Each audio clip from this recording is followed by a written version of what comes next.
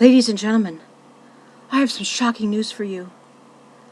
Something I didn't know, and I'm sure you were unaware of too. Did you know that I am fat? I know, I'm shocked too, because I don't own a scale, and I don't have a mirror, and I've never had my picture taken. And I live in a nudist colony 365 days a year, so I'm naked 24/7, and I don't know my clothing size, and I've never been to the doctor. And if you can't tell, I'm being a wee bit sarcastic. I would say on average 10 to 20 times a year, somebody feels the need to send me the message, "You're fat." And I just really quickly want to address this. And this video might be longer than I want. But first of all, most importantly, you're all using the wrong form of your. Whenever you guys send me this message, it's always Y-O-U-R. That is a possessive form of your. Okay, you are saying, that sort of your should be addressed to something like saying, your video, your flower crown, your fabulous hair, your totally awesome Deadpool riding a unicorn in space with flying chimichanga shirt. I mean, isn't this shirt awesome? That's what that your means. The your you want when you are telling me something that I am completely and totally aware of is spelled Y-O-U apostrophe R-E. It is a combination of two words, U and R. You drop the A, you remove the space between U and R, you smush them together, and you add an apostrophe between the letters U and R. You are fat. You're fat.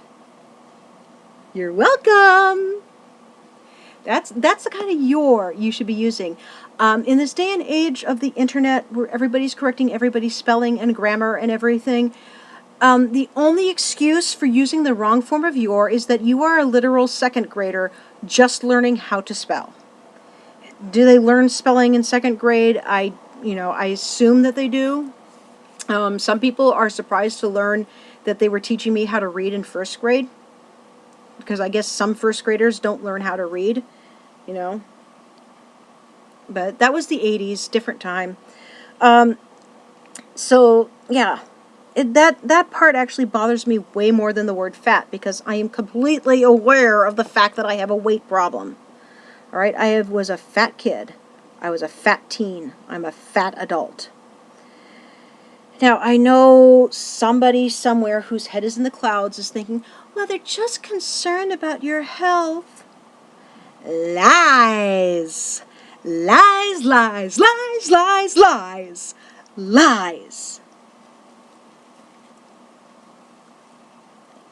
Lies. They are not concerned about my health. If they were concerned about my health, they would help me pay for the iron infusions that I have to get for my severe anemia. I have a medical bill right now that I'm waiting for payday to pay. All right?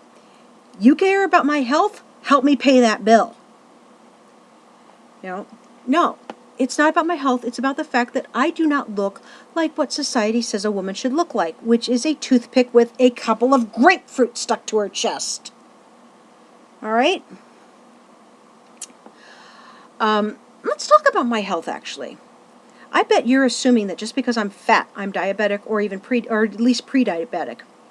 And guess what?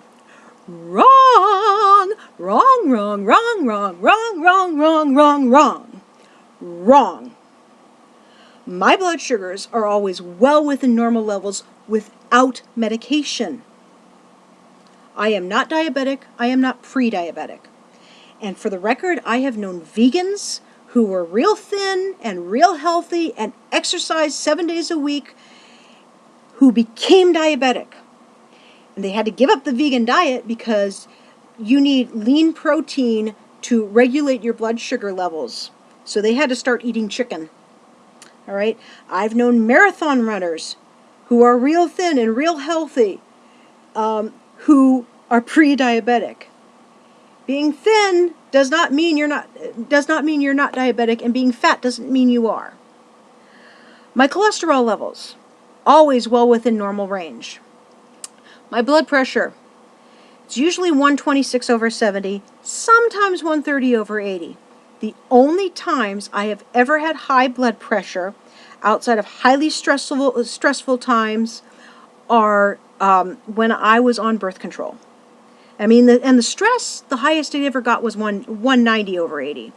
On birth control, it was 210/100.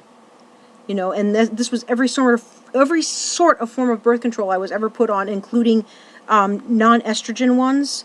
They all made my blood pressure shoot way up high. So as soon as I got off of it, within a couple of days, my blood pressure went back to normal. So, yeah. All those things that you assume about me because I'm fat, you're wrong. That's not saying I don't have health problems. But my health problems actually contribute to my weight gain, are not caused by it. I have polycystic ovarian syndrome, very severe anemia, and lots of allergies, especially to foods. You know, and medicines, lots of medicine allergies too.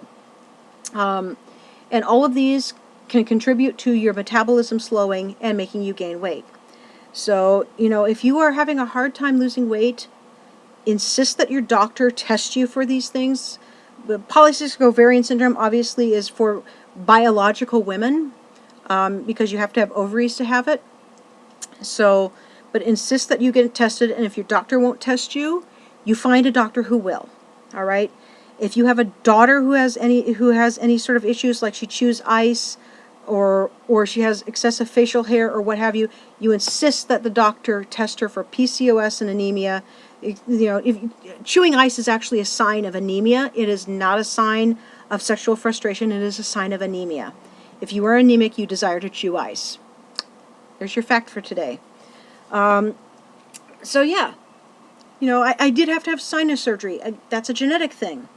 You know, I have a tube in my ear because my left ear didn't drain. That's a genetic thing. It has nothing to do with my weight. I have genetic bladder and kidney problems. It's passed down through my mom's side of the family.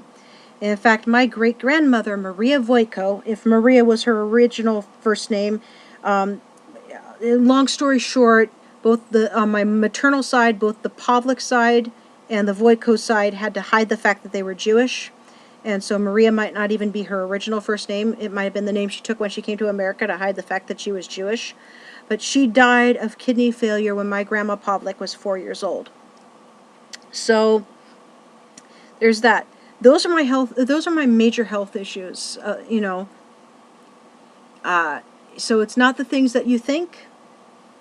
It's not the things that you assume just because I'm fat. You can be really physically fit and be really unhealthy. You can have high cholesterol even when you're physically fit. You can have diabetes when you're really physically fit, you know, and you can be really heavy and actually be really healthy. I know people don't want to believe that, but it's actually true, all right? You know, and you know what? I'm not evil because I'm fat either. People like to think we fat people are evil. You know, I am not a serial killer. I am not a dictator. I am a good person with faults. I do have a terrible temper. I do have self-esteem issues from years of being bullied and from having an abusive relationship when I was a teen. I had an abusive boyfriend. So I do have issues because of that. But I'm not evil, you know. I'm stubborn, I'm opinionated, but I'm not evil. I'm loyal to a fault with my friends. I'm very supportive. I give to charity when I can afford it. I can't always afford it, but I'm good with most animals and most children, even though I don't want children of my own. But most children do like me, you know, and I'm like most children unless their parents do a terrible job of raising them and don't do any sort of form of discipline. So, you know, but people assume, oh, you're fat, you must be lazy, you must be evil, you must be diabetic. Yeah. No, none of those things. And but the main thing I want to get out there is just stop using the wrong form of your. That's actually worse than calling me fat. Okay? You know, it's Y-O-U apostrophe R-E. Y-O-U apostrophe R-E.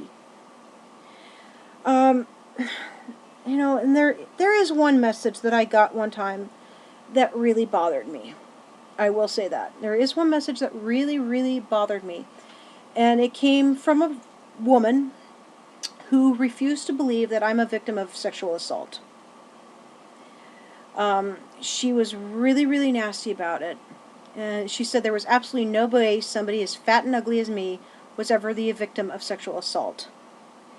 Ladies and gentlemen, sexual assault victims, I should say, are not what you see on Law and Order SVU, where even the homeless schizophrenics could model for Victoria's Secret. Sexual assault victims come in all sizes, shapes, genders, and colors. All right? Fat women are sexually assaulted. Fat men are sexually assaulted.